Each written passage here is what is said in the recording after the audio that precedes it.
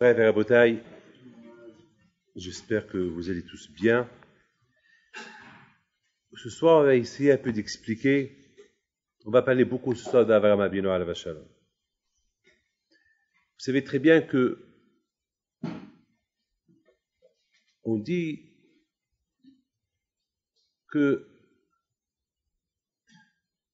les seuls parachiotes, les seuls textes de la Torah qu'il montre, qui donnent l'aïmouna à la personne, sont la Sidra de Bereshit. Lorsqu'on parle depuis la création du monde jusqu'à Matan Torah, celui qui les lit très très bien attentivement, il va arriver à l'aïmouna en HaKadosh Baruch Hu. On va expliquer la paracha de cette semaine, c'est la paracha de la Brit Mila, de Yitzhak Abino, c'est aussi la paracha de Yitzhak Abino alav shalom qui a été circoncis, qui a été sacrifié. C'est aussi l'histoire de Sodome et Gomorrhe, les 5 villes que Dieu a détruites. La Torah aussi nous parle la méchanceté des gens de Sodome et Gomorrhe, combien ils étaient méchants, ra'im et hattaim, ils étaient des gens fautifs, ils faisaient fauter, des gens assassins, criminels. Et Akadosh Baruch Hu, il ne s'est pas satisfait uniquement de les punir, mais il les a exterminés. Mais de l'autre côté, on va à la Torah aussi, elle nous raconte que Akadosh Baruch Hu, il a sauvé, par rapport à Abraham, il a sauvé Lot, le neveu d'Abraham et sa famille. Et aussi dans la Torah, on nous parle, dans cette belle paracha, combien Abraham, Abinu alav shalom, tous les tests, toutes les épreuves que Hachem il a éprouvées, des épreuves terribles, l'épreuve du sacrifice de Yitzhak, l'épreuve, sa femme elle était prise par le roi Abimelech, le pauvre ce qu'il a fait. Beaucoup de fois je dis, je ne voudrais pas être à sa place. Le pauvre ce qu'il a souffert. Abraham Abinu ce qu'il a souffert, aucun n'a souffert. Et il a tout le temps accepté les souffrances avec joie. Il a montré à Hachem combien il aime Akadosh Baruch Hu. C'est pas facile. Hein? C'est pas facile d'un côté que Akadosh Baruch Hu dit à Abraham, je t'adore, je t'aime, tu es le meilleur, tu es super. Et d'autre côté, Akadosh Baruch Hu, il était un peu cruel avec Abraham. D'un côté, il lui montre l'amour, combien il l'aime. Et de l'autre côté, Akadosh Baruch Hu, il voit combien Abraham, il l'adore, il l'aime. Et Abraham, alav shalom, il subissait des épreuves, et des épreuves, et des épreuves, et des épreuves. Des épreuves non-stop. Écoutez très bien. Il y a un pasuk, il y a un verset qui dit comme ça. Akadosh Baruch Hu, il dit, je sais que Abraham, tout l'amour qui me porte, cet amour, il va l'hériter, il va le donner en héritage à Abraham, à ses enfants. Je vous pose une question. Moi, je m'appelle David Pinto. Vous pensez que moi, je peux donner en héritage à mes enfants l'aïmouna que moi j'ai en Dieu? Ça se donne pas à l'aïmouna, ça se donne pas en héritage. Je peux pas donner en héritage à mes enfants tout mon amour que j'ai pour Hachem. Je peux les éduquer, mais pas donner, ancrer mon héritage, ce que j'ai, l'amour que je porte pour Hachem à mes enfants. Non. Eh bien, Akadosh Baruch Hu ici, c'est écrit dans la Torah qui idativ. Akadosh Baruch Hu, il dit, je connais Abraham. C'est quoi idativ? Je connais Abraham. Vous savez ce que je connais? C'est-à-dire qu'Akadosh Baruch Hu, il est rentré dans le cœur d'Abraham. Moi, je peux dire que je vous connais, mais jusqu'à où je vous connais, je ne sais pas. Je vous connais, mais jusqu'à où je vous connais, je ne sais pas. Peut-être je connais ce que je vois, mais est-ce que je peux connaître votre propre cœur? Ça, personne. Il n'y a que Akadosh Baruch Hu. Mon père, il peut me connaître, un papa, il connaît ses enfants. Mais l'enfant, il peut être malin. L'enfant, il peut être deux faces. L'enfant, il peut montrer à son père ce qu'il est, Et ce qu'il n'est pas, le Père, il verra jamais ce qu'il n'est pas. Vous savez, on peut pas, mais Akadosh Baruch Hu, qu'il est actif. Ici, le texte, ici, le passage qui dit que Akadosh Baruch Hu, qu'il est actif. Parce que je connais Abraham, et je connais Abraham, je sais qu'il va hériter, il va donner en héritage ce qu'il a de plus cher à ses enfants. C'est Pélé, hein. C'est Pélé.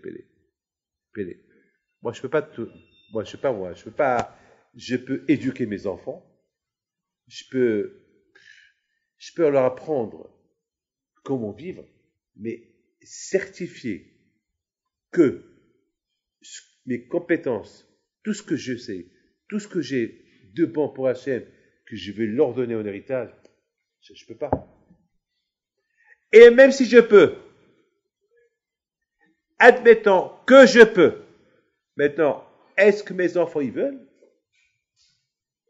Voilà, c'est un problème. Admettons que je peux leur donner à mes enfants tout ce que je peux, tout ce que j'ai de beau, toutes mes connaissances d'Hachem, je peux leur donner à mes enfants, je peux leur tout apprendre. Mais est-ce qu'ils sont prêts à accepter? Eh bien, vous savez, maintenant tout dépend comment je transmets. Ça dépend comment on se transmet ce qu'on connaît sur Akadosh Baruch Hu. De la façon comment on connaît comment transmettre, on peut accepter. Akadosh Baruch Hu témoigne que, c'est écrit dans la Torah, qu'il est actif. Je connais Abraham. Je sais qu'il a une façon de donner l'amour d'Hachem à ses enfants et à ses enfants, à Harab et à ses descendants. Je connais Abraham, il va le faire, il va réussir, il sait comment transmettre. C'est pas avec une transmission avec un point d'interrogation. Vous savez que j'ai vu aujourd'hui, il y avait un couple et un enfant.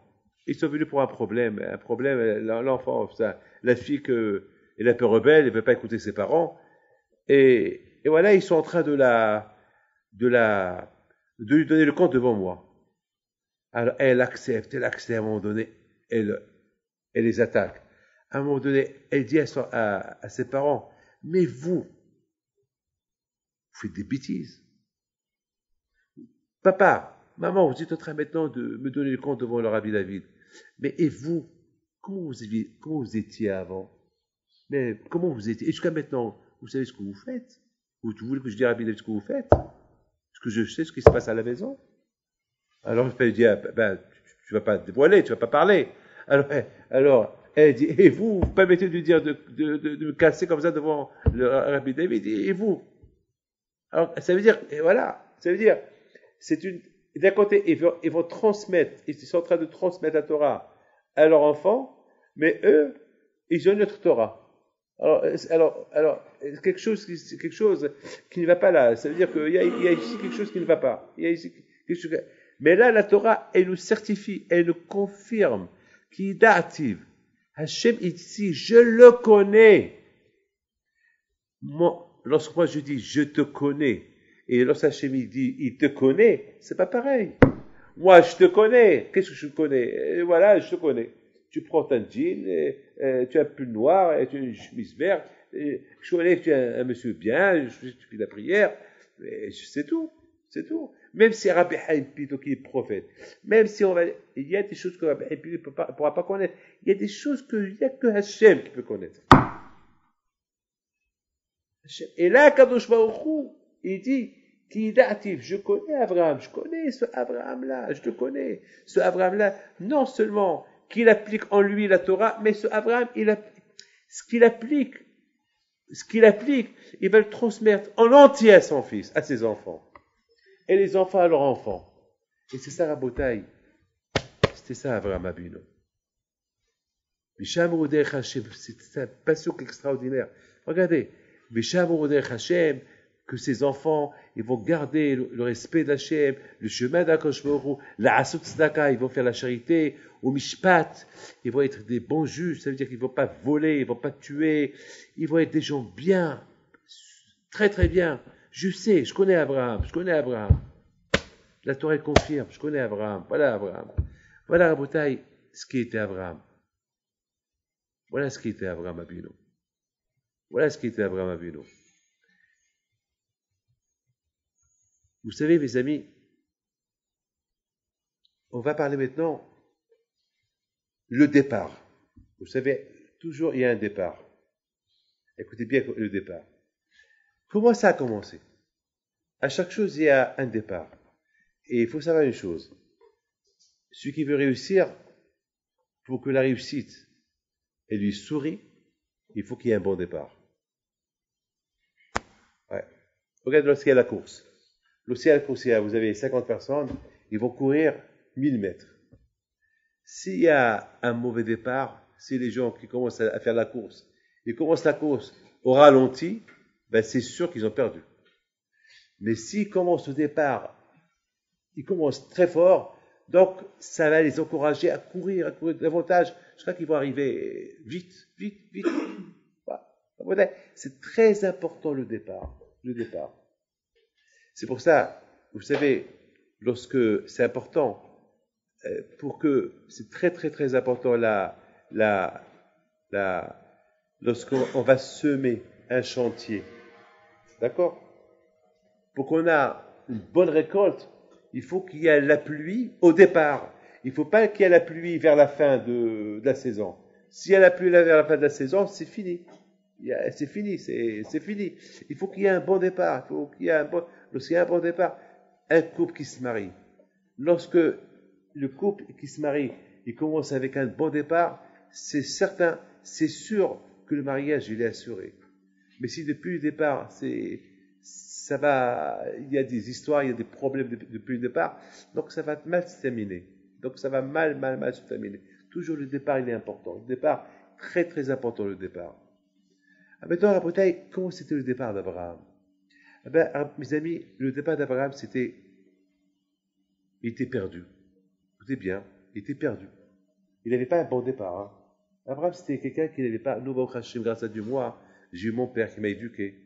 Depuis que j'étais petit, j'entendais le nom d'Hachem. Hachem, Vzardullah en arabe on dit, si Dieu veut. Vzardullah, si Dieu veut. J'entendais toujours le nom d'Hachem. Hachem.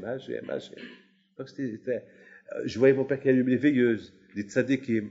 Je voyais ma mère qu'elle se couvrait la tête, qu'elle faisait qu'elle lui disait son tilim, qu'elle allume, qu'elle prie. C'est bien. Ça, j'ai grandi avec ça. J'ai grandi dans les mounas et tzadikim,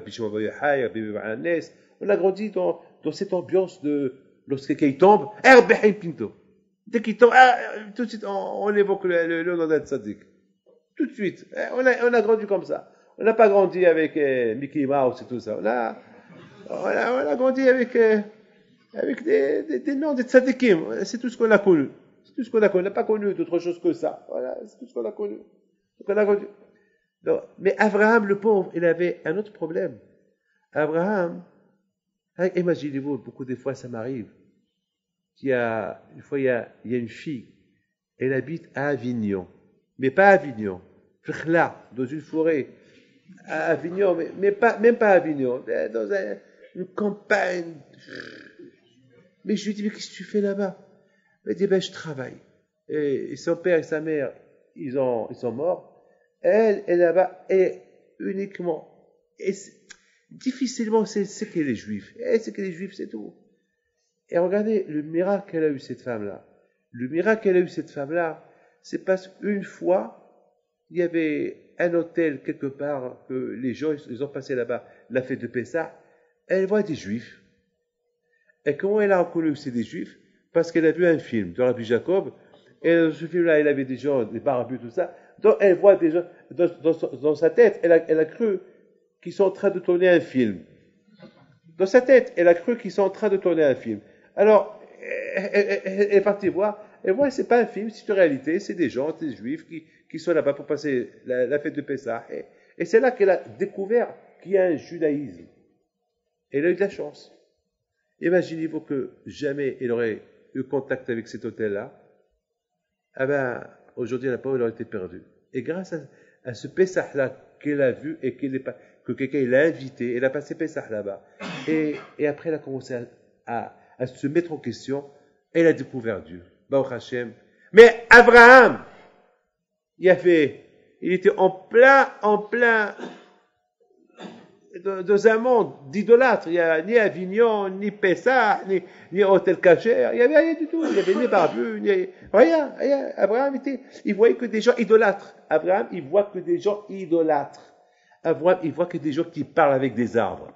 Il voit des gens qui parlent avec les astres. Il voit des gens qui parlent avec le soleil. Il voit des gens qui parlent avec la lune. Il voit des gens qui parlent avec, je sais pas, avec des poissons, avec des lions. Il parle. Chacun il choisissait son Dieu. Malheureusement, c'est comme aujourd'hui aux Indes qui vénèrent un peu comment ça s'appelle, les vaches. C'est ça. Malheureusement, c'est ça.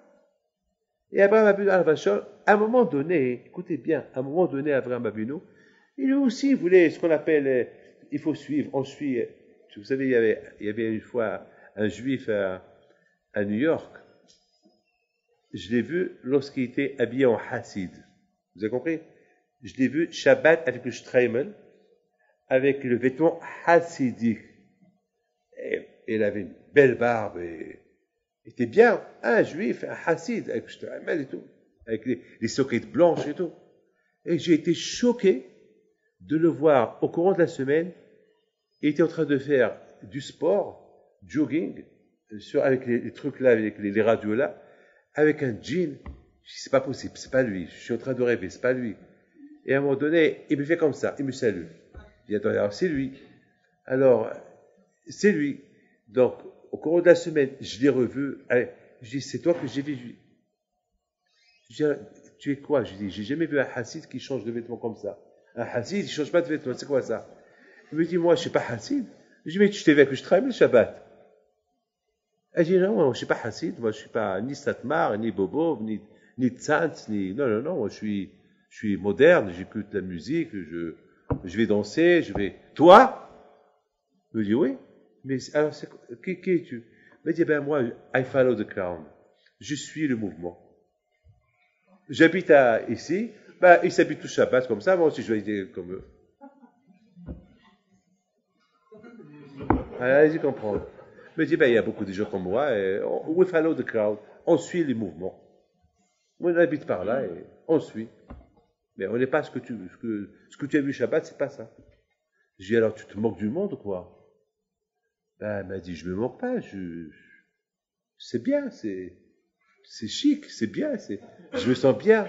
Je dis, mais à la synagogue, ils savent ce que tu es? Ben, il dit, bah, j'essaie de ne pas le dire parce qu'ils vont me crier, comme que vous êtes en train de me crier, je ne veux pas qu'on me crie. J'ai rien compris. Je dis, bon, Avraham Avinu alav shalom, il pourrait être comme ce hassid-là, follow the crowd, suivre le mouvement, ou pas. Il aurait pu suivre le mouvement.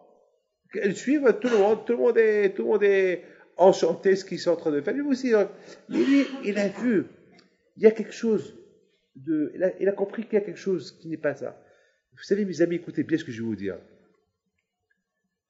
Notre malheur à nous, c'est qu'on ne veut pas réfléchir. Même si on veut réfléchir, et on arrive à une idée de vrai, on essaye de la mettre de côté. On va la stocker pour plus tard. Beaucoup de fois, on dit, plus tard, cette connaissance que je connais maintenant, cette découverte, cette vraie découverte de maintenant, je la mets de côté. Oui, si, on va voir. Plus tard, on verra. Mais utilise-la maintenant. Plus tard. C'est ça la différence. Vous savez, lorsqu'on découvre une découverte, il ne faut pas la mettre de côté. Surtout lorsque je parle d'une découverte spirituelle, il ne faut pas la mettre de côté. Profitez-en. Il faut en profiter pour la développer et vivre avec. Et tu vas voir, elle va te faire découvrir autre chose. Une chose, elle va t'ouvrir une porte. Une porte à une porte, jusqu'à ce que tu vas voir. Mais après, tu vas commencer à voir la vérité. Et la vérité, vous savez, beaucoup de fois, ça arrive. Lorsque l'avion, il décolle. C'est super ce que je vais vous dire. Lorsqu'il décolle, dès qu'il commence à décoller, il va pas ralentir en décollant. Parce qu'il ralentit, il tombe. Lorsqu'il décolle, il va vite. Et de plus qu'il fait vite, il va être plus léger lorsqu'il va monter. Mais si il décolle en ralentissant, il va pas décoller. Et s'il décolle, il va tomber. Et s'il tombe, c'est la fin, c'est sa fin. Abraham a vu dans la vache, il aurait pu. Il voit tout le monde. Il voit que tout le monde, il copie l'autre. Chacun il copie l'autre. Ils sont tous chacun il voit ce que l'autre il fait.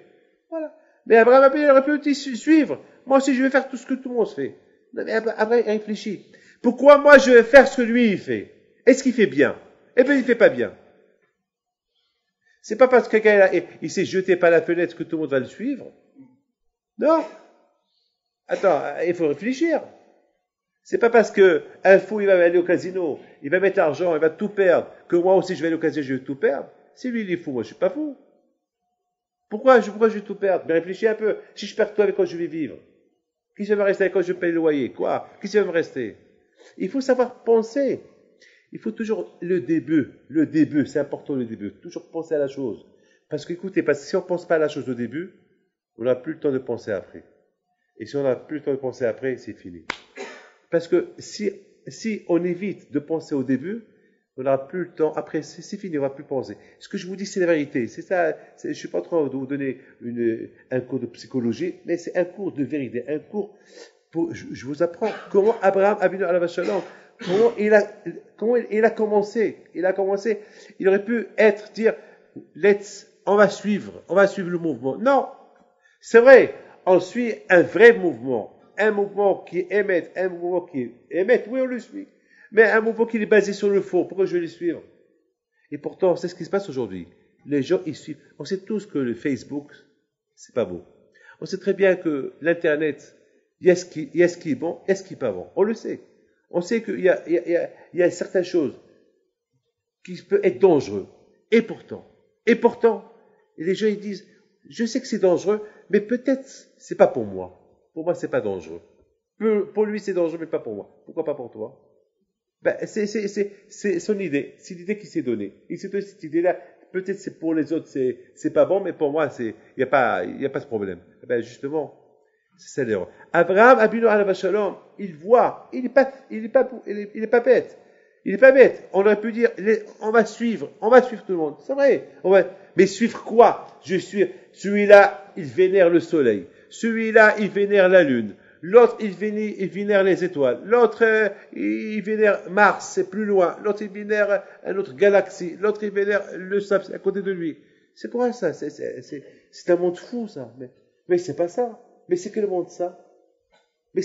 Attends, je comprends très bien Abraham, il a dit, je comprends très bien que si tout le monde, il suit, il dit, ce Dieu-là, c'est lui Dieu. Très bien, alors on va suivre. Mais là, ils sont tous divisés. Chacun, il suit quelque chose. Je vous pose des questions. Qui va aller acheter des vêtements chez Tati? Ceux qui veulent pas dépenser beaucoup d'argent, ils vont aller chez Tati acheter quelque chose pas cher. Maintenant, il y a des gens qui vont pas approcher là-bas parce qu'ils sont riches. Ils disent non, c'est même dans leur tête, dans leur vocabulaire, Tati n'existe pas. Même s'il existe, dans leur tête, ça n'existe pas. Pourquoi? Parce qu'ils sont tellement riches qu'il faut même pas leur parler de Tati. Parle-leur de Tata, mais pas de Tati. C'est pas possible, parce que c'est pas, parlons de Chanel, parlons de Christian Dior, parlons d'une autre marque, mais il faut pas leur parler de ça. Un riche, par exemple, c'est même pas la peine d'imaginer qu'il va prendre, lorsqu'il prend l'avion, il va prendre économique, surtout pas. C'est first ou business ou je sais pas quoi. On comprend, il y a des choses qu'on peut comprendre. Chacun, il va à ce qu'il est, d'après ses moyens, d'après sa logique. Chacun, il va d'après. Les amis, lorsqu'on parle, écoutez bien ce que je vais vous dire. Lorsqu'on parle que tout le monde, il suit un mouvement, très bien, c'est tout le monde. C'est pas une exception. Là, on peut réfléchir. Peut-être il y a une vérité là. Écoutez bien. Il y a quelque temps, je sais pas où j'étais. C'est quelqu'un qui est venu chez moi. Il m'a dit, Rabbi David, fais-moi une bracha que j'ai la Emouna. Et ce quelqu'un, je le connais depuis longtemps que je le connais. Et je le connais qu'il est très religieux. Très, très religieux. Et c'est un garçon, Bémet, qui étudie, il vient, après plusieurs années, il m'a choqué. Mais David, dis-moi quelque chose pour me renforcer de la Emouna, parce que parfois, j'ai peur de tomber. Je le regarde. Je dis, attends, mais attends, avec qui je parle avec toi, ah oui. Toi, tu me dis ça? Il m'a dit, Rabbi David, oui, je m'excuse de vous le dire, parce que si je ne vous le dis pas, je vais m'en vouloir. Je le regarde, je me lève, je lui embrasse la tête. Je lui embrasse le front. Je dis, je vous remercie. Il me dit, pourquoi? Il me dit, parce que tu as été honnête avec moi, tu m'as dit la vérité. Parce que un garçon comme toi, il aurait pu cacher ça dans son cœur. Mais toi, voilà, Baruch Hashem, tu t'es dévoilé, tu m'as dit la vérité. Mais je te pose une question. Pourquoi tu me poses cette question? Pourquoi maintenant tu me la poses? Il me dit, parce que Rabbi David, je comprends très bien. On croit ce qu'on voit. Mais croire à quelque chose qu'on ne voit pas, c'est très dur. Il faut vraiment l'aide du ciel. Je dis, comment tu as fait jusqu'à maintenant? Mais jusqu'à maintenant, j'ai fait aveuglement. Je ne me pose pas de questions. Maintenant, j'ai peur que je me trompe. Maintenant, j'ai peur que je tombe. Mais je sais, il y a Hachem, mais j'ai peur, et je aide ça. Alors, aide-moi. Je dis, mon fils, tu as un grand problème. Tu as un problème de base. Tu as un problème de base. Parce que tu as raison, et je te donne raison. Moi aussi, j'aurais pu être comme toi, et j'aurais dit, moi aussi, j'aurais pu avoir des arguments comme toi. Mais j'ai appris d'Abraham Avinu une chose. Parce que, à tout, il y a un début. Abraham Avinu alav shalom, au départ, lui aussi était tout seul contre tout le monde. Il a commencé à se chercher. Il se cherche.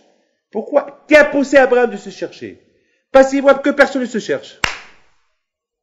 T'as compris? Abraham, il a vu que personne ne cherche. Chacun fait mehboulin. Chacun, il choisit. Je veux ce Dieu. L'autre, il dit, ah non, je veux un mieux. Je veux celui-là. Chacun, facilement, chacun. Abraham, il dit, attends, pourquoi? C'est comme ça, on cherche. Lorsqu'on cherche comme ça, on trouve quoi? On trouve que des bêtises. On trouve que le faux. On trouve pas. C'est comme, par exemple, vous allez en Chine. Et vous allez acheter Christian Dior ou Chanel en Chine. Et vous allez voir un sac Chanel. Et le prix, 2 €. Ce Chanel, le même Chanel à Paris, il coûte 5 000 €. Et ici en Chine, il coûte 2 €. C'est quoi ça? Alors les gens, ils vont sauter là-dessus, et ils vont l'acheter. Ils vont acheter 10, 15, 20, 30, 40. Il arrive à Paris, la douane, elle arrête. C'est du faux. Il faut payer la douane, il faut payer la taxe. Ils vont tout confisquer. Alors, il ne faut pas être emballé à choisir le faux. Toujours on voit le faux, on s'emballe. Ah, c'est super, mais c'est du faux. C'est pas la vérité. Tu as pris du faux, tu n'as pas pris la vérité. C'est pas ça. Ça y est, c'est quoi, tu n'as rien pris. Tu t'es trompé. Lorsqu'on cherche pas, on trouve pas. Et lorsqu'on cherche pas et on trouve n'importe quoi, eh ben, ce qu'on appelle le facile. Abraham Abinu a dit, c'est ça, c'est ce que vous avez trouvé. Alors vous avez trouvé du faux. Parce que c'était facile. Parce que vous n'avez pas cherché. Et voilà, vous vous êtes fait avoir.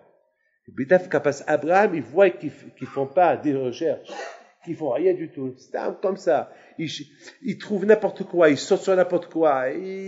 Alors ils prennent que du faux. Alors Abraham, il a dit non. Moi, je veux chercher la vérité. Il a commencé à chercher. Il dit, c'est pas possible. Tout ça, c'est du faux. Il voit les gens qui changent de Dieu. Ceux qui vénéraient hier le soleil, aujourd'hui, ils vénèrent la lune. Qu'est-ce qui se passe comme ça? On change les dieux comme on change un t-shirt. C'est quoi ça? c'est quelque chose qui ne va pas. Et c'est là qu'Abraham, il cherche. C'est pas possible. Il y a un créateur. C'est pas possible, le soleil. Ça peut pas être un Dieu. C'est pas un créateur, le soleil. C'est pas passer le soleil et la lune. C'est pas possible. Et les étoiles, les galaxies. C'est pas possible. Il y a un qui dirige tout ce monde-là. Et à la fin, il l'a découvert. À la fin, Abraham, tout cela dit, ça y est, il y a un créateur. Et alors, il a, sans connaître, il a commencé à vénérer celui, l'impensable, l'invisible, celui qu'on ne voit pas. Vous avez compris? Il a commencé à vénérer celui qu'on ne voit pas, parce qu'il a dit, c'est pas vrai. Tout ce qu'on voit ici, tout ce qu'on voit là, cette photo-là qu'on voit, tout ce monde-là, il a un créateur. Ça peut pas venir tout seul. Non. Mais qui est-ce? Eh ben, je ne le vois pas. Il est invisible. Mais il y a un créateur. Il a commencé à prier, à vénérer ce créateur invisible. Ce créateur qu'on ne voit pas. Ce créateur qui s'appelle Ensof, qui est infini. Ce créateur qui s'appelle lumière, Ba'ad, or. Ce créateur-là, que sa place, elle est partout. Parce qu'il y a, partout, il y a quelque chose. Alors, là où il y a quelque chose, il a créé. Là où il y a quelque chose, c'est Dieu qui l'a créé. Et un jour, lorsqu'il avait 3 ans, il entend une voix. Il dit, c'est moi Hachem. Il a découvert sa découverte. Voilà, Rabotaï, la différence entre Abraham et nous. Abraham, il s'est investi tout seul, il a trouvé tout seul. Nous, Baruch Hachem, on ne s'est pas investi. Nous, grâce à Dieu, on n'a rien. Nous, on a été éduqués depuis qu'on était petits. Comme que le Tunisien connaît la Bokha Adam al-Hout, et connaît aussi qu'il y a un Dieu. C'est tout. Comme ça, le Tunisien a grandi. Et le Marocain aussi, il a grandi avec salade Mtboucha, la salade cuite. Il a grandi aussi qu'il y a les tzadikim. Il a grandi comme ça, on a grandi. On a grandi dans cette optique de Emouna. Mais au moins, on nous a éduqués. Alors qu'Abraham était le seul à découvrir. Il s'est tellement investi à Abraham. Mais écoutez bien, qu'est-ce qu'on apprend? Déjà, prenez une leçon. Écoutez bien ce que je vous dis. Déjà, vous prenez la leçon suivante. Que si maintenant, Baruch Hashem, écoutez bien, je me rappelle à New York, il y a quelque temps, je recevais les gens chez un Hassid à Borough Park. Et je recevais trop de monde chez lui. Un jour, le Hassid me dit, Rabbi David, je voudrais vous prendre, voir le Admo Mibobov, un grand tzaddik à la vache, il est décédé, Bishlomo, Halveshtam, à la vache. J'ai été le voir, il m'a bien reçu. Il me dit, Baruch Hashem, vous êtes à New York, vous êtes chez votre Baal Habayit. Baruch Hashem, il y a beaucoup de monde qui vient chez vous. Regardez ce que Hashem, il a fait. Hashem, il a fait il vous a préparé quelqu'un pour vous héberger et vous avez un mérite. Hachem vous a préparé quelqu'un. Et ça m'a piqué. Je dis, regardez comment quand je vais au roux, tout le temps, il nous prépare des choses. C'est une préparation. Toujours Hachem nous prépare. Par exemple, ici en France, s'il n'y avait pas Haïkin à la Shalom, il y a que des rabbanim qui sont venus en France, ils ont préparé la venue des Juifs qui sont venus d'Algérie, de la Tunisie, du Maroc, en Amérique. Quand il a envoyé l'Admo de Lubavitch, il a envoyé l'Admo Mitzantz, l'Admo Mitzatma, combien de tzadikim en Amérique, pour préparer les Juifs qui vont venir de la Shoah. Et s'il n'y avait pas ces tzadikim là-bas en Amérique, qu'est-ce qui serait aujourd'hui l'Amérique? Et s'il n'y avait pas ces rabbins ici en France, qu'est-ce que serait la France? Et en Israël, s'il n'y avait pas ces grands rabbanim qui ont été rescapés de la Shoah, qui sont partis en Israël, qu'est-ce qui serait passé avec tous ces Juifs qui sont partis en Israël? Quand je nous prépare le terrain, Baruch Hashem. Quand je nous a préparé un terrain, il s'appelle un terrain jusqu'à la venue de Mashiach. Ce terrain-là, il a été commencé par qui? Par Abraham Abinu. Abraham Abinu alav shalom, il a préparé ce terrain-là. Et comment il a préparé? Et comment? Avec quel génie? Avec quelle orma? Avec quelle intelligence? Il n'a pas suivi les mouvements. Non, il a suivi son propre mouvement à lui. C'était quoi son propre mouvement à lui? Réfléchir. Qui va la dire? Qui est le propriétaire? Qui est le créateur? Voilà le mouvement d'Abraham Avinu. Et voilà Am Israël. Voilà comment Am Israël, voilà comment Abraham il a construit l'idée du juif. Le juif ne tombait pas dans le piège de chaque génération.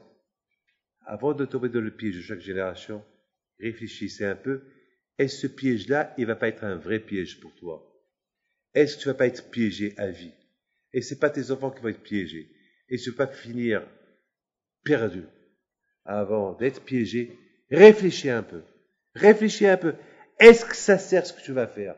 Est-ce que ça vaut la peine de faire ça? Est-ce que ça vaut la peine de faire ça? C'est comme quelqu'un qui vient chez moi. Quelqu'un, après qu'il commence à travailler, il me dit, Rabbi David, je veux bracha pour le pava enhara. Je lui dis, pourquoi? Il me dit, je vais acheter une Porsche. Je dis, quoi, une Porsche? Mais quand tu l'as payée? Il dit, je vais travailler. Mais quand tu l'as payée? Je vais acheter, je vais m'endetter. Je dis, mais achète une maison. C'est le prix d'une Porsche. Pourquoi une Porsche? Pourquoi une Porsche? J'ai rien compris. Pourquoi une Porsche?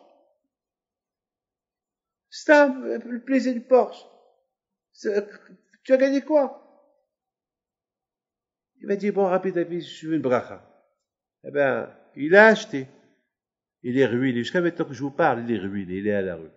Là, il est à la rue. Parce qu'il n'a pas réfléchi. Tu achètes une Porsche, tu es milliardaire. Achète une Porsche. Même si tu peux être milliardaire, fais attention. Il y a quelqu'un qui me dit, rapide, David, toujours un toujours, alors on va pas bouger. Je dis, non, je bouge pas. Oh les mains, ne bouge pas. Ne bouge pas, oui, ne bouge pas. Pourquoi? Pourquoi se gâcher? Pourquoi? Mais il faut comprendre, pourquoi? Et tout le monde veut une Porsche. Et tu es la seule, tout le monde veut la Porsche. Mais c'est pas tout le monde qui peut avoir la Porsche. Alors, puisque c'est pas tout le monde qui peut l'avoir, eh bien sûr, si tout le monde était à une tova, on comprend, si tout le monde est content, il faut quelqu'un me dire, et puis David, c'est pas moi qui ai acheté cette voiture, c'est toute la famille entière, chacun l'a donné. Il a mis une somme d'argent pour l'acheter. Et j'ai gagné quoi? Tu as fait la tzedaka pour acheter une voiture comme Mercedes. Tu as gagné quoi? La tzedaka. Au lieu d'acheter un Sefer Torah, tu as acheté une Mercedes pour faire quoi avec cette Mercedes? Qu'est-ce que tu veux? Qu'est-ce que tu as gagné? Tu veux passer ton kiff pour conduire une Porsche? Va louer une Porsche. Une semaine, conduis-la, cours, prends l'autorité, après ça fait... tu la rends. Pourquoi? Allez, pourquoi? Et en plus, il n'a rien du tout. Je comprends si tu as de l'argent, d'accord? Il faut réfléchir. Abraham Avinu alav shalom. Justement, bien sûr, on est une minorité dans le monde, oui ou pas? Une minorité. Alors, on va dire quoi? On va aller follow the crowd, on va suivre le mouvement, on va suivre la majorité du monde. Non, on peut pas. On peut pas suivre la majorité du monde. C'est pas parce qu'on est mieux qu'eux. Non. C'est qu'il y a une Torah, et cette Torah-là que Hachem nous a donnée, elle veut qu'on l'applique. C'est tout. Ne cherche pas à savoir. Il faut l'appliquer. Et si tu l'appliques, si tu l'appliques et tu commences à réfléchir très très bien, attentivement, tu vois que la Torah, c'est l'antidépression. L'antidépresseur, c'est la Torah. L'antidépresseur, c'est la Torah. L'antidrogue, c'est la Torah. La Torah, c'est qui est hayenu ve'ochamenu, c'est notre vie, c'est elle qui donne la longue vie. La Torah, c'est super, la Torah, elle détend. Moi, ma plus grande détente, c'est lorsque je comprends quelque chose dans la Torah. Hachem, il est témoin. Hier soir, jusqu'à 2-3 heures du matin, je suis parti au lit, fatigué, mais je suis parti avec une détente. Pourquoi? Parce que je sens les livres que j'avais pas à la maison, les livres. J'ai réussi à répondre à certaines questions des questions très très compliquées. J'ai réussi à répondre. Comment? Je réfléchis. Je réfléchis. Il y a des gens qui vont réfléchir pour inventer un brevet, je sais pas, pour inventer quelque chose, pour se faire de l'argent. Eh ben, moi, non.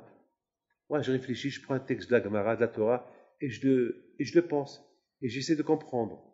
Et là, je comprends, je suis détendu, je suis bien, je suis content, je suis heureux. Et ça, c'est ça la base de Avraham Avinu. Maintenant, on comprend que nous avons quelqu'un de qui apprendre, un grand-père qui s'appelle Abraham, que tout seul est arrivé à connaître Akadosh Baruch Hu. Sans éducation, pas son père, il lui a rien donné son père, Terah. Terah, c'est un idolâtre, Terah. Terah, c'est un grand businessman d'idoles. Et Hachamim, ils disent que Terah, qu'est-ce qu'il va faire? Il construisait lui-même des statues, ouais, lui-même, des très jolies statues. Il y a des statues avec moustache, il y a des statues avec, comme un pique-nique, avec un chapeau, avec les cheveux longs, et toutes sortes de statues, et des déesses, et il y avait là-bas une grande carte dehors, un grand chapitre, c'est écrit là-bas, fabrication sur commande du Dieu de votre choix. Le Dieu de votre choix. Et voilà, le Dieu de ton... Est-ce qu'il y a un Dieu de ton choix? C'est pas logique, hein. Le Dieu, je sais, un costume à ton choix, des lunettes à ton choix, mais Dieu à ton choix. Alors, je veux une courgette. Je vais la rendre mon Dieu. Je la fabrique. Il va fabriquer une belle courgette. Combien de kilos tu veux qu'elle pèse? 200 kilos. Je savais 200 kilos. Et comment elle va être? Je vais la remplir avec du sable. Elle est lourde, 200 kilos. Et Abraham, Abinu Alavachal, lui dit, vois, écoutez, je vous en prie, écoutez ce que je vais vous dire. Écoutez bien. Les Havdil. Nous, avant de dormir, on dit Hachem, Biatraf Kedowahi. Mon âme est entre tes mains. Ce monsieur-là qui vénère la courgette, il va dire quoi? Courgette, entre tes mains, je donne mon âme. Quelle courgette? Elle parle même pas. Elle parle pas. Et Abraham, il va être un bouline qui vient avec des statues. Je veux que tu me fasses une statue, telle taille, dimension. Je veux qu'il soit belle, voilà. Combien d'argent tu mets? Je vais mettre $2000. Jusqu'à quel prix je peux mettre? Le Terah, il va répondre, tu peux mettre jusqu'à $50,000. Et il n'y a pas de prix. Tu peux mettre jusqu'à $100,000. Jusqu'à, je parle des dollars d'abord, hein. Et Abraham, il entend tout ça. Mais est-ce qu'on peut fabriquer un Dieu? Un Dieu de mon choix? Et je peux choisir quel Dieu je veux? Il faut être bête. Et il voit que tout le monde est bête. Si tout le monde est bête, moi je vais être bête. Hein? C'est bête, hein? Et à la fin, il voit que il y a une grande chambre où il y a là-bas des statues, que les gens, ils apportent des sacrifices, couscous, du vin, à manger. Et Abraham, il dit, qu'est-ce que vous apportez? On apporte des offrandes, on offre à ces dieux-là, qui nous représentent. Abraham, il rentre, et qu'est-ce qu'il voit? Il voit comment les gens, ils posent le manger, et le soir, le père, c'est-à-dire, il vient, il ramasse tout, et il mange tout. Et Abraham, il dit à son père, papa, mais c'est pas aux dieux qu'ils ont été offerts tout ça. Et tais-toi, ne parle pas, mets-toi tes affaires. Quand tu vas enlever la panasse à ton père, allez, tais-toi. Papa, mais c'est un Dieu. Et ils ont apporté à Dieu. Le Dieu n'a pas mangé, et toi tu manges le repas de Dieu. Lui, tais-toi, ne parle pas trop. Ça choque, hein? Ça choque. C'est comme quelqu'un qui dit à son fils, mon fils, je mets tchilin. Et son fils lui dit, papa, et toi, tu les as mis? Et le père, il regarde son fils. Ah, je les ai mis hier. Alors, le fils lui répond, je les mettrai demain. Voilà. C'est ça l'éducation. Vous savez que le père de Terah, il tombe avec un enfant qui faisait des recherches. Pas comme Terah, que lui, Le père Terah, lui, il fabrique une idole, il appelle Dieu, il veut que son argent. Mais réfléchis, je veux l'argent. Tu te moques des gens, je m'en fous. Tu proposes aux gens un Dieu de leur choix, tu sais bien qu'il n'y a pas de choix. Tu sais bien que si tu veux faire que de l'argent, ben je m'en fous, c'est Dieu. Mais réfléchis, c'est Dieu. Mais réfléchis, c'est Dieu. Je fabrique Dieu. Est-ce qu'on fabrique Dieu? Oui, je fabrique Dieu. Mais on ne peut pas fabriquer Dieu. Réfléchissez un peu. Et tout ça, Abraham, il voit. Abraham, il voit. Il faut être un observateur. Vous avez compris ce que je vous dis? Ne laissez pas les choses passer. Soyez observateur. Ouvrez vos yeux. Regardez. Regardez. Si vous regardez, vous allez voir la vérité. Le problème, c'est qu'on ne veut pas regarder. On ouvre un œil, on ferme l'autre, ou bien on fait semblant qu'on ne voit rien du tout. C'est le problème. Abraham, il nous enseigne un enseignement. Non! Ouvrez les yeux, ne faites pas les yeux, ouvrez les yeux. Et regardez, réfléchissez. Surtout, surtout, ne lâchez pas le début. Si vous lâchez le début, c'est fini pour vous. Le début. Après, c'est fini. Après, une fois que tu as lâché le début, ça y est, tu suis le mouvement. C'est fini. C'est le début qu'il faut dire, non, je veux pas suivre le mouvement. Je vois, c'est quoi ce mouvement? Je réfléchis. C'est quoi ça? Le sage, il raconte. Un jour, Terah, écoutez bien ça. Un jour, Terah, il dit à son fils Abraham, et je dois aller faire une super affaire, je dois aller prendre des commandes chez Nimrod. Très belle commande de statue. Alors, je veux que tu surveilles un peu notre business. Le business des dieux. Et Abraham, qu'est-ce qu'il fait? Il dit, aujourd'hui, je vais faire la fête à mon père. Qu'est-ce qu'il fait? Il casse tous les idoles. Et chacun qui vient chez lui, il dit, mais voilà, tu es fou, mais qu'est-ce que tu veux faire? Tu veux te prosterner devant une statue qu'elle ne sert à rien du tout. Et il a commencé à faire le bourrage de crâne aux gens que vous êtes, mon père, il se moque de vous, il vous vendait n'importe quoi. Allez, regarde, voilà, tu as apporté du couscous, allez, dis-lui qu'il mange. Et le monsieur qui a apporté le couscous, pour l'offrir à un de ces dieux-là, il voit que personne ne bouge. Allez, bouge!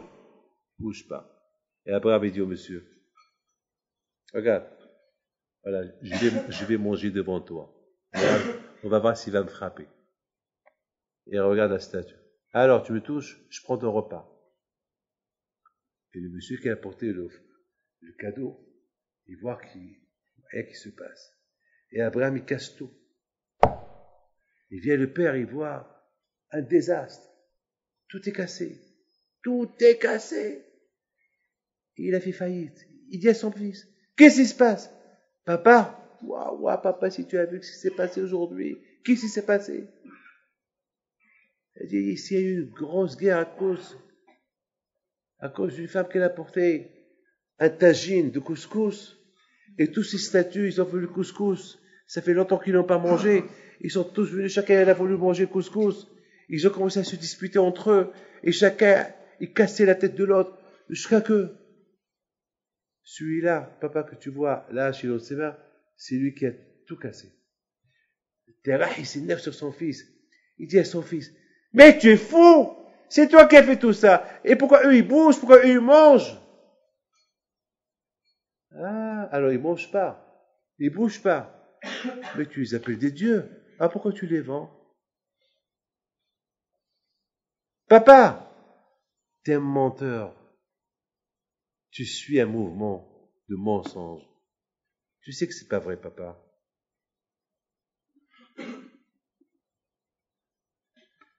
Le père, il voit que son fils, il a raison. Mais il a dénoncé un Nimrod. Il a dénoncé un Nimrod. Ouais. Vers la fin de la vie de Terah, il a reconnu ses faiblesses. Il a reconnu qu'il était faible. Écoutez, il a reconnu qu'il était faible. Il a fait Teshuvah. Mais cette Teshuvah qu'il a fait, Terah, le père d'Abraham, vers la fin de ses jours, pourquoi il l'a pas fait avant? De la même façon qu'il a reconnu la vérité après. Comment ça se fait qu'il n'a pas reconnu cette vérité avant? De là, vous apprenez, il était capable s'il voulait. Vous avez compris? Ça veut dire que, de la même façon qu'Abraham, il a découvert Dieu, tout seul. Terah, il aurait pu découvrir aussi. Et chacun a donné peut découvrir s'il veut. Si Abraham, il a découvert tout seul, c'est que nous, on peut découvrir tout seul. Mais malheureusement, nous, on est fainéants. On ne veut pas se casser la tête. On ne veut pas bouger. On veut rester chacun dans son coin. Et c'est ça, mes amis, le problème. Aujourd'hui, est-ce qu'aujourd'hui, il y a cette idolâtrie qu'il y avait à l'époque d'Abraham aujourd'hui? Vous allez me dire oui, vous allez me dire non. Eh bien, je vous dis, malheureusement, chaque génération est son idolâtrie. Chaque génération, elle a son idolâtrie. Aujourd'hui, la génération à nous aujourd'hui, c'est l'idolâtrie de la télévision, c'est le football, c'est l'argent, c'est, je sais pas, c'est chacun devant son ordinateur, chacun devant son téléphone, chacun devant ses jeux. Voilà. Est-ce que comment ça s'appelle, les jeux d'aujourd'hui, est-ce qu'ils parlent? Regardez, raboté, j'ai vu dans un journal il y a 3 semaines qu'en France, il y a, je sais pas, 1,7 million, je peux pas vous dire, je vais pas vous mentir parce que je me rappelle pas combien, des jeunes qui sont vendus à tout ce qui est jeu, tout ce qui est ordinateur, tout ce qui est Facebook, c'est des millions de personnes ils ont même pas une vie de famille, ils ont rien, ils sont accrochés du matin au soir devant cet écran-là. Ou jouer, je sais pas, ils sont là devant. Voilà, ils voient l'écran. Et regardent. Il devient leur Dieu cet écran. Ils ne peuvent pas vivre sans cet écran. Maintenant, il y a les petits écrans maintenant, même dans l'avion.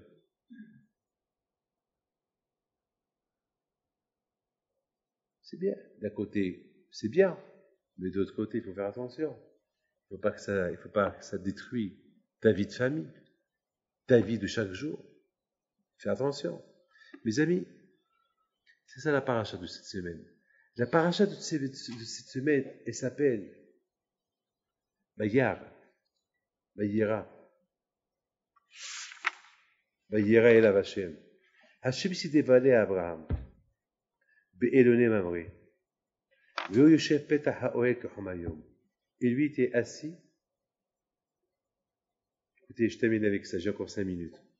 Il était assis, écoutez bien, à la porte de la tente Kehomayom. Pendant qu'il faisait chaud. Écoutez bien ce que je vais vous dire. C'est terrible. Lorsqu'on est dans une maison, on est ou à l'intérieur de la maison, oui ou pas, ou on est dehors de la maison. Mais rester à la porte de la maison, ça veut dire quoi? En général, passer dans la rue, vous allez voir les gens, ils sont ou chez eux, ou ils sortent chez eux. Mais debout à côté de la porte, assis à côté de la porte, en général, on ne voit pas ça. Et si on voit ça, bon, c'est des exceptions. Je peux même vous dire 99%, vous n'allez pas voir des gens à côté de vous, sauf s'ils attendent un taxi. Mais comme ça, assis, bon, peut-être, si, je sais pas, au Canada, on peut voir ça, mais c'est quoi ce pasouk-là? Que les gens, que Abraham Avinu, il était assis à la porte de sa tente pendant qu'il faisait chaud. Lorsqu'il fait chaud, qu'est-ce qu'on fait? On rentre au frais, ou pas? On rentre à la maison, il fait plus frais. Mais on n'est pas dehors. Si la Torah dit qu'il fait chaud, qu'est-ce qu'il fait dehors? Qu'est-ce qu'il fait à côté de la porte? Pourquoi il ne se promène pas? C'est quoi le secret?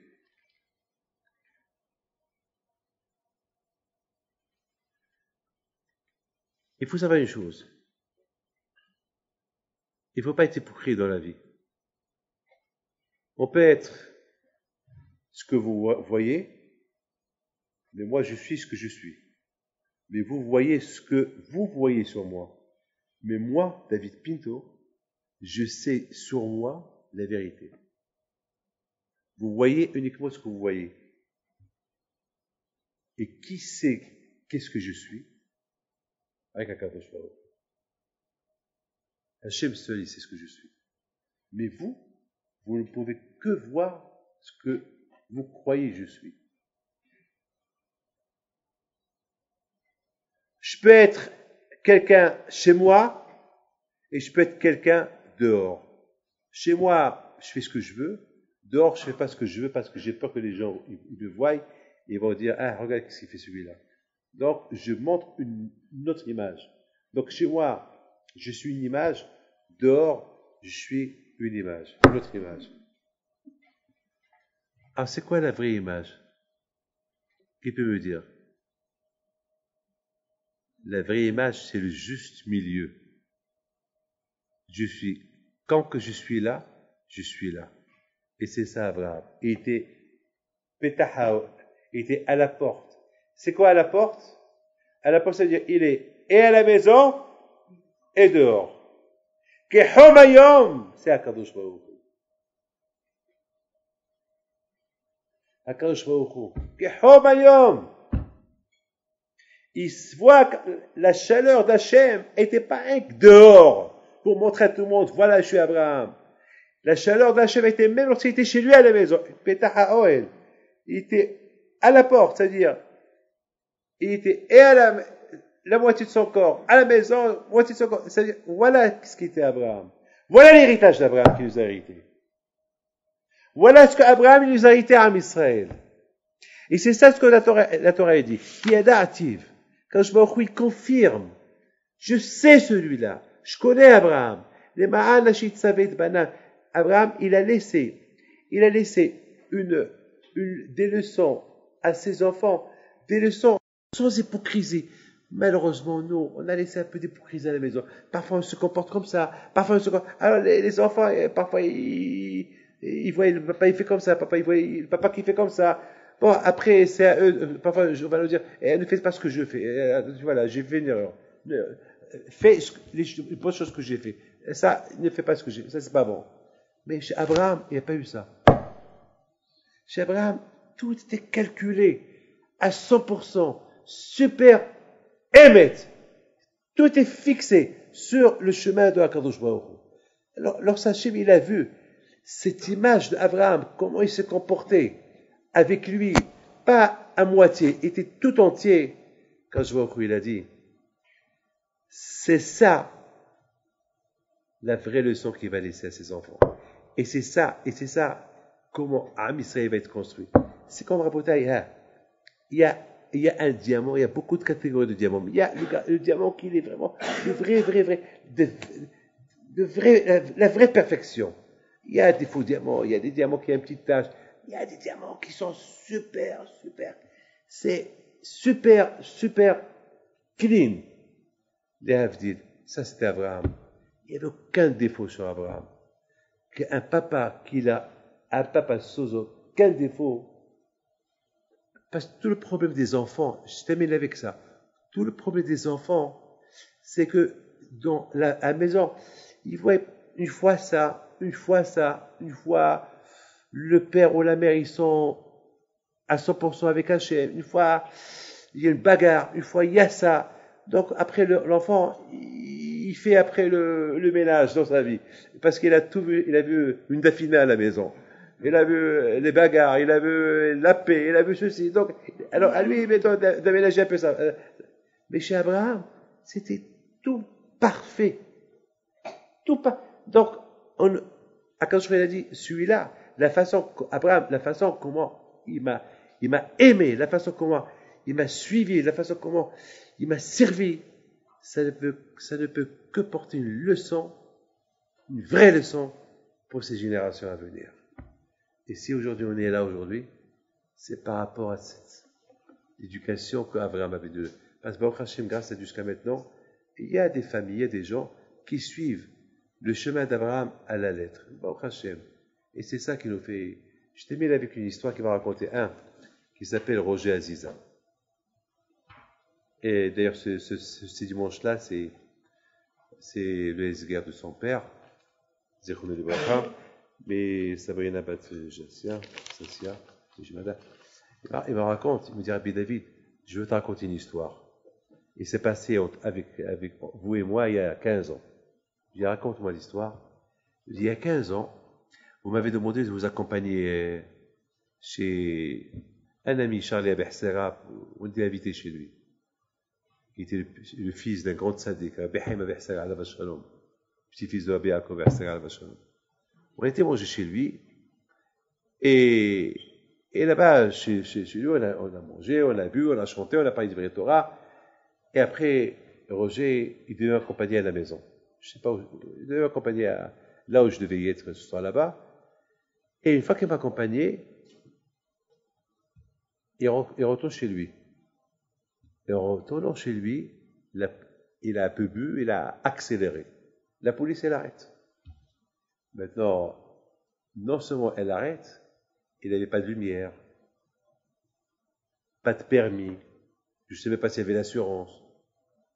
Et il était complètement, la voiture était dans un état catastrophique. La police, elle l'arrête, il lui dit, ils avaient les mains sur le revolver, ils ont cru, ils lui disent, papier, pas de papier. Bon, quand je t'appelle, il commence à, maintenant, il était dehors, il commence à avoir froid, il leur dit, je peux rentrer, j'ai froid. Rentre, mais tu vas retourner chez toi à pied, hein. Passer de voiture, on va l'emmener à la fourrière. C'est très dangereux de conduire. Il rentre dans la voiture et il dit, Hachem, qu'est-ce que je t'ai fait? Aujourd'hui, j'ai fait que des mitzvot. J'ai accompagné Rabbi David, j'ai écouté la Torah, j'ai fait Arbid, j'ai fait Shahrit ce matin, j'ai fait Minha, j'ai fait que des mitzvot. J'aurais pas accompagné Rabbi David, je serais rentré à la maison, j'aurais pas de problème. J'ai fait tellement de mitzvot, c'est ça le remerciement. Quand je vois. Et le pauvre, il se voyait déjà perdu, il se voyait déjà. Et demain, comment je vais faire? Et le travail, comment je vais faire? Il pensait. Soudainement, il était poussé avec une idée qu'il a eue. Tellement qu'il est sorti à 2h du matin de sa voiture, je crois que la police, il a dit, ne bouge pas, n'avance pas. Non, il faut que je vous dise quelque chose. Qu'est-ce qu'il y a? Vous avez raison ce que vous avez fait. Raison de quoi? Eh bien, vous avez raison. Vous pouvez même m'arrêter si vous voulez. Et je vous dis merci. Et que le bon Dieu vous protège. Il a commencé dans la famille chez Barach. Là, vous allez bénir. Et la police, il le regarde. Mais pourquoi vous parlez comme ça? Ben, parce que vous m'avez réveillé. Ça fait 2-3 ans que je conduis cette voiture avec, regardez dans quel état elle est, pas de lumière, regardez quoi. Mais je suis fou, je suis complètement... Vous ne m'auriez pas arrêté, j'aurais pu faire un accident. Alors maintenant, je vous en prenez là, prenez-moi aussi avec, faites-moi ce que vous voulez, que je paye n'importe quoi. Et... La police, ils sont en train de le voir. Ils se voient entre eux. C'est la première fois que quelqu'un leur donne raison. Toujours on dit la police, elle n'a pas raison. Toujours, elle n'a pas raison. Et là, ils voient un homme qui leur donne raison. Bon, ils ont eu pitié de lui. Ils ont dit, vous savez, puisque tu as avoué toutes tes bêtises, bon, on va t'accompagner. La voiture, tu peux pas la conduire, c'est dangereux. On va t'accompagner chez toi à la maison, mais tu fais attention. Mais Rabbi David, voilà mon histoire. J'ai dit, tu sais que ça aurait pu se terminer très mal. Il m'a dit, je sais. Ah, je dis, tu sais pourquoi ça s'est bien terminé pour toi? Il m'a dit, peut-être c'est à cause de l'aïmona que j'ai eue. Parce que cette idée que j'ai eue, elle aurait pu même se tourner mal contre. Il aurait pu aussi lui dire, puisque tu es bon, allez, viens au poste. Mais ça s'est bien tourné pour lui. Chacun de nous, il doit apprendre une seule chose. La chose, chacun de nous, il doit aller jusqu'au bout, mais bien commencer le petit bout qui commence au début. Ce petit bout-là du début, c'est lui le plus important de la Avodat Hashem. Lorsqu'on fait le mal, tout suit le début. À travers le début, le mal il va se faire. Et lorsqu'il s'agit du bien, ce début-là, s'il est bien, eh ben, ça va se terminer bien. Mais si ce début-là il est bien et on l'arrête au milieu, c'est dommage. Voilà la bataille. Que Hachem vous protège. Il arrive à chez les mains si Dieu veut. Il arrive à chez les mains. Virginie, Rahel, Michli, Batchakim, Moselego, Kachim. On va arriver chez les mains. Et le cours de Torah, Leilu Shmat, Sabrina Bat Sassia. Et que Hachem vous protège. C'était magnifique. C'était comme d'habitude un voyage perpétuel. Rabbi David Pinto nous fait voyager et nous transporte dans des endroits magnifiques, dans des dimensions parallèles, je dirais. On ressort bien avec beaucoup d'énergie. C'est quelque chose de merveilleux.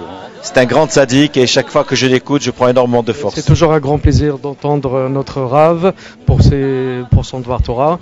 Et si Dieu veut une refoua chez moi pour ma nièce, Shula Bat Mesodi Ankari.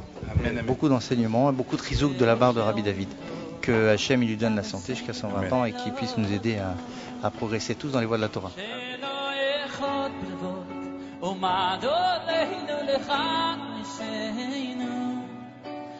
Que Hachem les protège, leur donne bracha, batzlaha, bisrut al-behim, plutôt soit avec eux, Keneratson.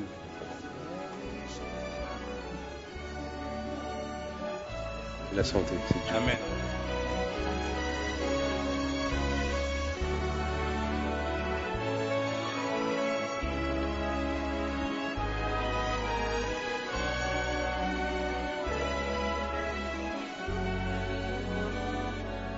He